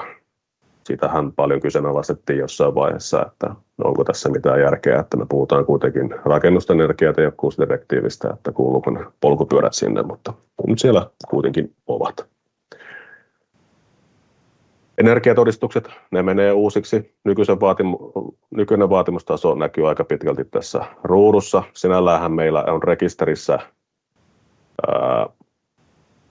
jonkun verran niitä todistuksia. Tämä olisi tietysti hyvä, että tämä lain vaatimus, eli meillä on paljon tilanteita, jolloin näkee noissa ihan myynti-ilmoituksissakin, että ei lain edellyttämä energiatodistusta. Tämä on sinällään sääli, koska meillä moni asia tulee jatkossa, ja oikeastaan tässäkin, kun lähdetään implementoimaan tätä lainsäädäntöä, niin me tarvitaan tätä energiatodistusrekisteriä myös tukemaan sitä työtä, mitä me nyt tehdään tuleville vuosille. Ja sinällä on sääli, että se kantahan ei ole niin kattava kuin sen pitäisi olla. Tulee todellakin uusiutumaan johtuen aika pitkälti siitäkin, että meillä energialuokitukset menee uusiksi johtuen siitä, että meillä on se CEP-rakennus, eli se päästötön rakennustermi tulee tämän hetken tiedon mukaan, mikä perustuu siihen seurantaryhmän ensimmäiseen kokoukseen, niin näyttäisi siltä, että meillä tulee käyttöön tämä direktiivissäkin mahdollistava luokka A0, eli mentäisiin todennäköisesti sitä A:sta pikkasen paremmaksi, johtuen siitäkin, että meidän on kirjattuna sen noin 10 pinnan, tai vähintään 10 pinnan parannus. Tämän lisäksi on itse asiassa mahdollisuus ottaa vielä käyttöön, olisiko se nyt ollut A+, eli vieläkin, jolloin se olisi sitten oikeastaan se, mitä aikanaan ehkä passiivitalolla lähdettiin hakemaan, eli oikeastaan se rakennus tuottaisi sen kaiken tarvitseman. Se on vielä auki, tuleeko, mutta että näin on ainakin ympäristöministeriön Jyrki Kauppinen ilmoittanut, että tullaan ottamaan tuo A0-luokka käyttöön. No, tämä tietysti tietyllä tavalla hankaloittaa, niin kuin näitte tuossa edellisellä kalvolla meillä on uudistettu näitä luokkia aikaisemminkin, ja nyt uudistetaan, ja ehkä tässä tulee se tietty haaste sitten, että jos aikaisemmin kuuluit A-luokkaan, niin jos näitä rajoja muutetaan, niin kuulutko enää, onko rakennuksessa jatkossa enää A-luokka, niin tämä on varmasti, mistä varmasti käydään tosi kova keskustelu. Ja tietysti toivottavaa on, että näitä luokkia ei tarvitsisi aina 5 vuoden välein lähteä muuttamaan.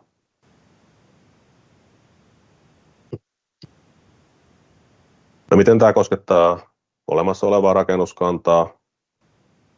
Meillä tai oikeastaan muuta kuin olemassa olevaa asuinrakennuksia, niin meillähän tulee todellakin sitä energiatehokkuustoimia tehdä, eli sitä energiaa tulee saada vähennettyä, ja meillä tulee päästä tiettyjen kynnysarvojen alle näiden rakennuskannan osalta. Tulee tosi vaikeaksi määritellä, mitkä sinne kynnysarvon alle pitää päästä. En osaa tässä kohtaa vielä sanoa, miten tämä tullaan toteuttamaan. Yhtään asetuskohtaista palaveria ei ole vielä ministeriön kanssa pidetty. Ja sitten on todettava tässä kohtaa, että yhtä lailla sitten näitä vapautettavia rakennuksia, eli täällä on näitä ehdollisiakin ehtoja olemassa, että voidaan vapauttaa, ja kaikkihan eivät edes kuulu tämän direktiivin piiriin. Mutta niitä sittenkään ei saa olla liikaa niitä vapautettavia rakennuksia. No, olemassa olevien asuinrakennusten osalta siellä yhtä lailla energian tulee vähentyä, ja siellä oikeastaan jo 2030 pitäisi tästä massasta saada 16% pois energiakulutuksesta, ja sitten jo heti 5 vuoden päästä lisää. Ja ehkä varmaan tämä 16% välitavoite on ehkä, siinä kannattaa jo asettaa rimaa aavistuksen korkeammalle, muuten meillä lainsäädäntö uudistuu liian nopealla aikajänteellä. Tämä tulee kohdentumaan siihen heikompaan rakennuskantaan. Tämä tulee olemaan tietyllä tavalla haaste myös, koska meillä sitä massaa siellä on yllättävän paljon ja sitä massaa on myös muuallakin kuin näissä kasvukeskuksissa. Ja niin kuin tuossa olen kirjoittanutkin, että nythän ei ole pelkästään kyse siitä päästöjen vähentämisestä, vaan nimenomaan sen kulutuksen, joka on se näiden 2 direktiivin toinen vaatimus. No, niin kuin tuossa jo vähän vihjasinkin, tämä ei tule koskettaa ihan kaikki, eli meillä on vapautettuja rakennuksia, on nytkin tälläkin hetkellä ja on jatkossakin ja tuossa listattuna. Ja Suomihan tulee käyttämään aika pitkälti myös ne kaikki liikkumavarat, mitä sinne direktiiviin on kirjoitettu, ja myös ne kohdat, että jos tämä ei ole taloudellisesti tai teknisesti järkevää, niin mitä meillä tälläkin hetkellä on lainsäädännössä, niin nämä tulevat jatkossakin olemaan siellä olemassa olevassa lainsäädännössä. Eli niistä ei ole tulossa luopumaan, vaan ne siellä säilyy, koska järki pitää kuitenkin päässä, ja olemassa olevaa ehjää julkisivua esimerkiksi ei kannata purkaa.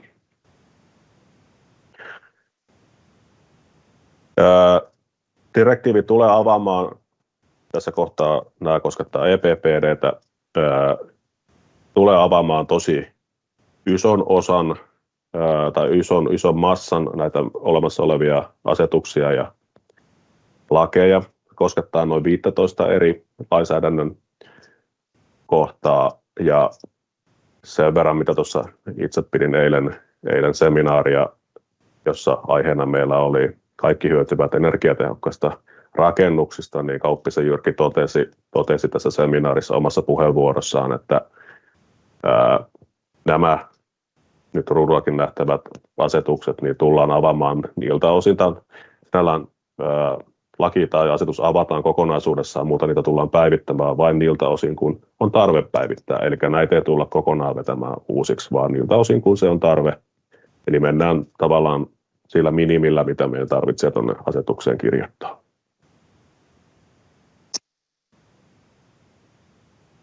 Lisäksi näiden rinnalle tulee uusi laki. Se tulee olemaan nimeltään laki rakennusten energiatehokkuudesta. Ja tämä johtuu pitkälti siitä, että meillä tämä olemassa oleva lainsäädäntö ei välttämättä, sinne ei istu välttämättä kaikki se, mitä tällä hetkellä direktiiviin on kirjoitettu. Ja tästä syystä me joudutaan tekemään uusi laki, joka sitten tulee sisältämään ne kohdat, jotka eivät sitten mahdu näihin olemassa oleviin asetuksiin. Se, että tämä saattaa johtaa jatkossa siihen, että jos meillä nyt rakentamislaki toimii näiden asetuksenantovaltuutena, niin voi olla, että rakentamislakikin sitten avataan jälleen kerran jossakin vaiheessa, johtuen siitä, että meillä tulee tämä uusi laki rakennuksen energiatehokkuudelle, ja katsotaan siinä vaiheessa sitten, että mikä jää rakentamislain alle ja mitkä siirretään sitten mahdollisesti rakentamislaista tämän uuden lain puolelle. Mutta se ei nyt ainakaan varmaan ihan ensi vuonna tapahdu, mutta näin on kaavailtu, että tämmöinen muutos saattaa vielä tulla. No, yhteenvetona siis energiatehokkuutta tullaan parantamaan, ja tätähän tehdään kustannusoptimaalisella ajattelulla, ja toki sitten huomioiden se, että nyt komissio on kirjannut se 10% parannusvelvoitteen sinne. Tämän olemassa olevan rakennuskannan osaltahan, niin kuin tuossa jo totesin, se on se vaikeampi palikka. Siellä on tosi paljon vielä päätettävää, että mitenkä nämä tavoitteet, mitä sinne direktiiviin on kirjattu, nimenomaan esimerkiksi sen energiatehokkuuden tai sen energian määrän vähentymisen myötä, niin miten nämä saadaan kirjoitettua lainsäädännöksi. Jotta ei kävisi niin, että kirjattaisi yksittäisen rakennuksen pakkokorjaamiseksi. No, E-luku tulee päivittymään. Se toimii sinänsä energiatehokkuuden yhtenä perustana, mikä on tässä olemassa olevassa lainsäädännössä. Ja toki se tulee huomioida sitten siinä vähähiilisyyden rinnalla, eli tämä ei ole ainut mittari enää jatkossa, vaan sitten tarvitaan se vähähiilisyyspalikka. Sinne energiatodistukseenkin itse asiassa on tulossa vähähiilisyyskohtansa, sinne tulee se GWP-arvo ilmoitettavaksi, ja tulee itse asiassa koskettamaan kaikkia tarkoitusluokkia ja rakennustyyppejä.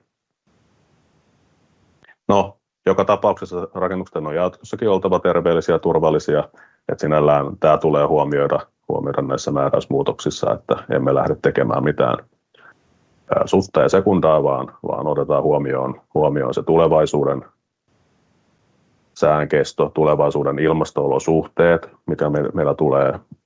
Tästähän on jo käyty pitkän aikaa keskustelua, itsekin aikanaan REM-hankkeessa ollut mukana, ja silloin tarvittiin puhua vasta matalaenergiarakennuksista ja miten ne rakennukset istuu tulevaisuuden ilmastoihin. Niin tämä on varmasti sellainen avaintekijä tässä jatkossa. Toki korjaaminen tulee lisääntymään. Tämä tulee vaikuttaa tietysti sitten työvoiman saatavuuteen, ja yhtä lailla tässä hankkeiden rahoitus on oma pykälänsä. En ole siitä kirjannut tähän esitykseen mitään, mutta siitä on direktiivissä omat kohtansa. No, mitä tapahtuu nyt sitten seuraavaksi? Tuossa jo vähän vihjasinkin siitä seurantaryhmästä. Se on työnsä käynnistänyt. Siellä on 4 valmisteluryhmää. Näytän sitä seuraavan kalvon vielä erikseen. Ja todennäköisesti ensimmäinen kokous oli tuossa syyskuun puolella, ja seuraavat 2-3 kokousta on jo päätetty. Tämä EED, eli energiatehokkuusdirektiivin implementointi, on tässä rinnalla käynnissä. Siellä tulee käsitteitä. Siellä on itse asiassa kirjattuna samoja käsitteitä, eli tämä päästötön rakennus. Että sinällään se on se yksi kiireen syy, minkä takia meidän täytyy tiettyjä asioita saada kiirehdittyä tässä hyvin pienessäkin aikajänteessä, jotta me saadaan ne määritelmät sitten yhteneväksi tuon toisen direktiivin kanssa. Ja me ollaan tehty RT:n sisällä jonkun verran pohjatyötä tämän osalta yhdessä YM:n kanssa, ja tehdään tarvittaessa lisää ja työhän aloitettiin jo tämän vuoden alkupuolella, jolloin meillä oli parikin työpajaa, jossa selvitettiin oikeastaan tätä nykytilan lähtötilanne, että mistä lähdetään liikkeelle.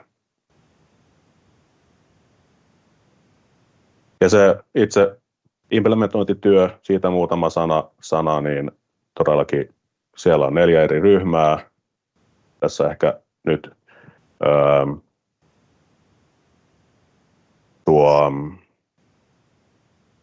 YM kärsii ehkä vähän pienestä henkilöstöpulasta, eli tästä on tippunut jo muutama nimi pois, eli tässä Kauppisen Jyrki, joka on tuolla oikeassa alakulmassa olevassa, siitä puuttuu se ryhmä D nimenä, mutta otti hoitaakseen myös toisen laatikon, koska tästä irtautui yksi virkahenkilö muuhun tehtävään, ja itse asiassa ryhmästä C:kin vaihtui vielä henkilöä, koska tuli ministeriön välisiä henkilömuutoksia. Mutta näin se niin kuin menee niin kuin ryhmittäin noin karkeasti, mitä lakeja ja asetuksia avataan missäkin ryhmässä, ja näiden osaltahan tulee toimimaan jokaisen asetuksen osalta oma pieni työryhmänsä, ja ne esittelee sitten sitä työtänsä tuolle ministeriön asettamalle seurantaryhmälle. Ehkä ihan loppuun voisin sanoa sen, että tuossa oikeastaan eilen nousi hyvä kommentti, joka liittyy tähän aiheeseen todella hyvin ja kun meillä kuitenkin tavallaan tietyllä tavalla on semmoinen mielikuva, että no nyt meitä taas tuolta EU-suunnasta käsketään tekemään näin ja direktiivi käskee tehdä näin, niin mehän ei näitä energiatehokkuustoimia ei tehdä vaan siksi, että me saataisiin toimeenpantua joku direktiivi, vaan me tehdään niitä toimia siksi, että saadaan se kiinteistökanta energiatehokkaammaksi. Tämä oli hyvä nosto eilisestä seminaarista ja halusin tuoda sen myös tähän seminaariin ihan loppusanoiksi. Kiitos. No niin, kiitoksia paljon, Peter. Tästä tulikin erinomaisen hyvä, kattava, ja itsekin kun ollaan täällä mukana näissä eri ryhmissä ja muissa, niin on hyvä istua hetki alas ja niin kuin ottaa se kokonaistilanne niin kuin haltuun. Ja kiitos paljon, tämä oli todella hyvä ja kattava. Olisiko sinulla jotain tämmöistä tärppiä vielä tai viimeistä vinkkiä, jos nyt sitten pientalon rakentamisen puolella vielä niin kuin ajatellaan, että mitä nyt niin kuin kannattaisi ottaa huomioon esimerkiksi vaikka vaan nyt siinä, että jos uutta omakotitaloa lähtisi suunnittelemaan ja sitä rakennuslupaa sieltä sitten hakemaan, niin mikä voisi olla semmoinen tämän päivän vinkki nyt suunnitteluun? Esitin juuri samaisen kysymyksen, joka minulle esittiin eilen, johon en osannut suoraan vastata, että jos ja nyt lähdetään et ollut sinä, se tuli itse asiassa tästä omasta jäsenyrityksestäkin vielä, jossa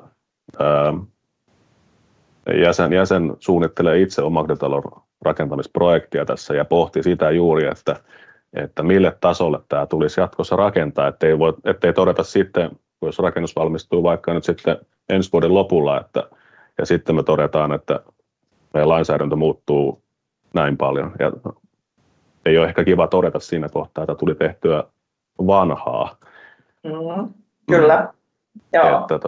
Että en halua missään nimessä jarruttaa rakentamista, koska siihen se helposti johtaisi, jos jäädään odottamaan sitä, mihin se lainsäädäntö muuttuu. Mutta sehän on tietysti aikaisemminkin lainsäädäntö on muuttunut useamman kerran ja niin pitkään tehdään olemassa olevan lainsäädännöllä, kun se on voimassa. Mutta toki mikähän ei estä tekemään sitä parempaa kuin mitä tämän hetken lainsäädännössä on.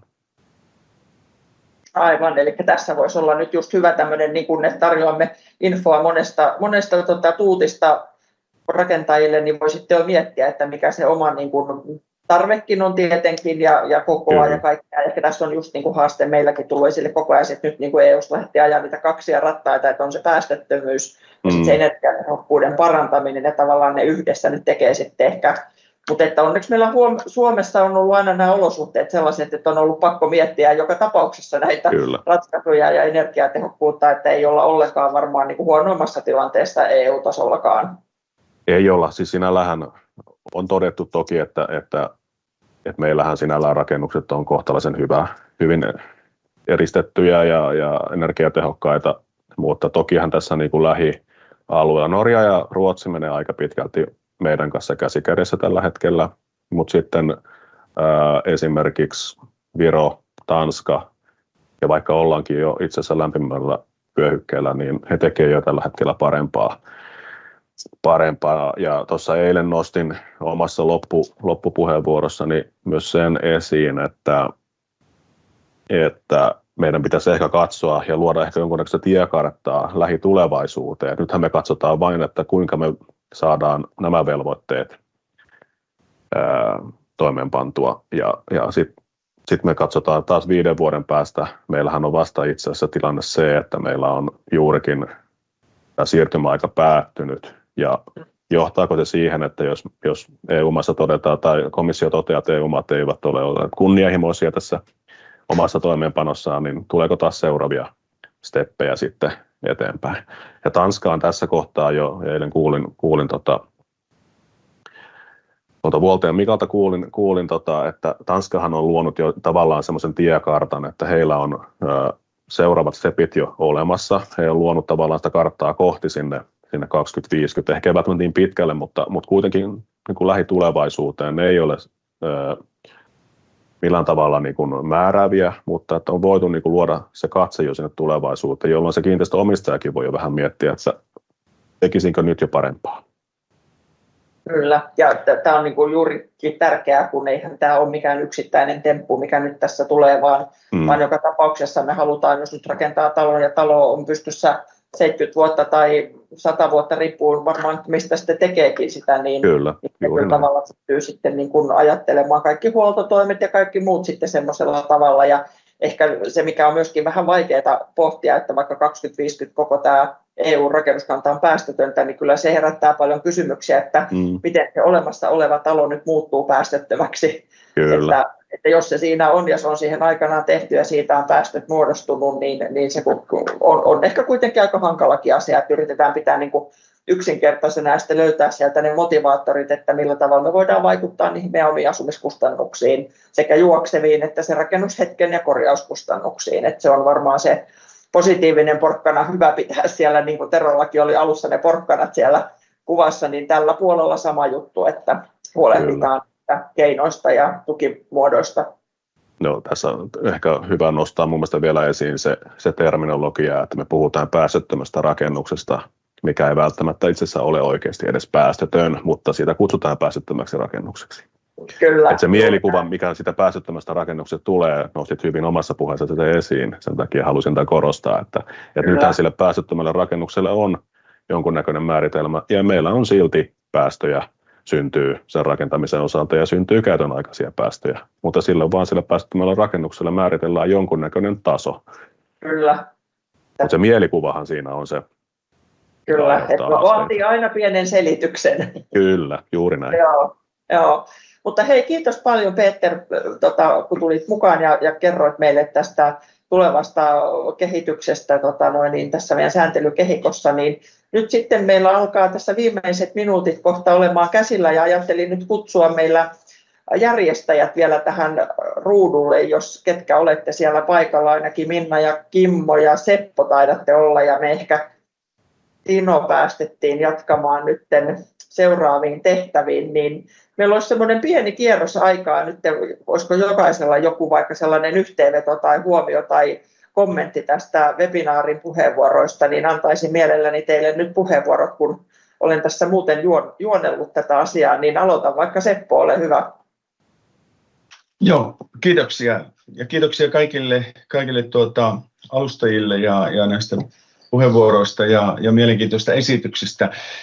Itseäni niin kuin mietityttänyt pitemmän aikaa se, että Suomessa niin kuin asuntopolitiikkaa, tai en tiedä tehdäänkö sitä edes asuntopolitiikkaa, onko se niin kuin gründereiden vastuulla tämä rakentaminen ja asuntojen rakentaminen, mutta joka tapauksessa julkisuudessa aina puhutaan siitä, että asuntoja rakennetaan sinne, missä työpaikkoja syntyy, tai pitää niin kuin työvoiman liikkuvuuden periaatteella rakentaa asuntoja, ja puhutaan vaan, että pitää saada pääkaupunkiseudulle 20 000 asuntoa ja niin edelleen. Mutta se, että pitäisikö tähän rinnalle tuoda tämmöisen väestön kehityksen näkökulman ja ihmisten viihtyvyyden näkökulman, jos mietitään niin kuin asumista ja asuntopolitiikkaa. Ja niin kuin tuossa edellisessä esityksessä tuli esille, niin kyllä se ihmisten mittakaavainen ja se viihtyvyyden näkökulma, jos otetaan esille, niin tämä kaavoitus ja rakentaminen asuntojen rakentamisen osalta pitäisi olla monipuolisempaa Suomessa. Eli tällainen niin kuin toive, jos siellä joku poliitikko on langoilla, jolla on tähän niin kuin vaikuttamisen mahdollisuus, niin kaivataan asuntopolitiikkaa, jossa olisi väestön lisääntymiseen, ihmisten viihtyvyyteen liittyvät näkökulmat myös huomioitu. Hyvät pointit ja saatesanat sinne kuulijoille. Eiköhän me sieltä kuntapäättäjiäkin tavoiteta. Tämä oli ainakin meidän päätarkoituksemme. Mitäkäs sitten, Kimmo? Joo, mulla jäi mieleen nämä esitykset täydessä hyvin toisiaan. Siitä tuli niin kuin hyvin esiin tämä, että tarvitaan niin kuin monipuolista asuntotarjontaa. Ja asuntorakentaminen painottuu nyt niin kuin kasvukeskuksiin ja tämä on ollut hyvin tämmöistä, sanotaan niin, että tämä pientalo mittakaava on jäänyt sivuraiteille.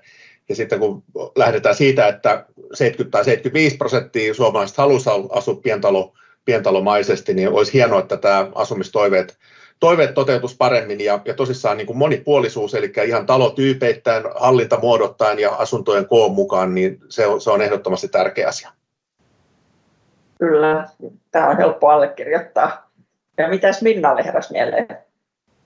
Joo, kiitos ja kiitos esiintyjille ja kiitos kuulijoille. Ja mulle jäi esityksestä mieleen se oikeastaan, mitä kaikki toivat esiin, oli se mahdollistava asuntopolitiikka kunnissa. Ja nyt jos haluaisin miettiä niin sitten kuntien rooli tässä, niin toisin omalta osaltani sen uudisrakentamisen roolin lisäksi myös tuo remontointi. Et kun ollaan paljon puhuttu hiilineutraalisuudesta ja energiatehokkuudesta, joka tulee regulaation kautta meidän kaikkien eteen, niin mikä voisi olla kuntien rooli tukemassa sitä energiatehokkuusremontointia siellä kunnissa? Että voisiko olla neuvontaa, voisiko olla jotain muita tukipalveluja? Tämä kuitenkin auttaa esimerkiksi ikäihmisiä asumaan pidempään kotona ja me saadaan täytettyä niin kuin regulaation vaatimukset. Sitten kolmas, mikä minulle tuli mieleen on tuossa, kun kuntapäättäjiä puhuttelee, niin on se, että mitäs kunnan oma rakentaminen, että energiatehokkuus ja hiilineutraalisuus on koko ajan luupin alla, koska se tulee jo regulaation kautta meille. Mutta siellä on myöskin kiertotalous ja luonnon monimuotoisuushaastot, jotka tulee seuraavana meille. Eli tavallaan miettiä myös näitä osatekijöitä osalta. Hyvä. Nyt tästä lähti sitten tämmöisiä evästyksiä vielä meiltä järjestäjätahoilta. Oikeastaan tässä kohtaa haluan kiittää lämpimästi kaikkia kuulijoita, jotka nyt olitte tätä meidän live-tilaisuutta seuraamassa. Ja toki sitten, ketkä tallennetta katselette myöhemmin, niin mukavaa, että aiheemme on kiinnostanut teitä. Paljon kiitoksia kaikille puhujille ja me jatkamme varmastikin näiden meidän päättäjäwebinaarien parissa myöskin ensi vuonna ja voimme mielellämme kaikki olla teidän käytettävissä, kun tarvitsette informaatiota jostain meidän toimialoista niin tässä asumisen alalla. Eli meillä on tämmöinen motto, että tehdään tästä asumisesta ja rakentamisesta entistä ihmislähtöisempää ja ympäristöystävällisempää, niin varmasti kaikki hyötyy siitä. Eli täältä Omakotiliitosta oikein hyvää päivänjatkoa kaikille ja ollaan yhteydessä. Kiitos ja hei!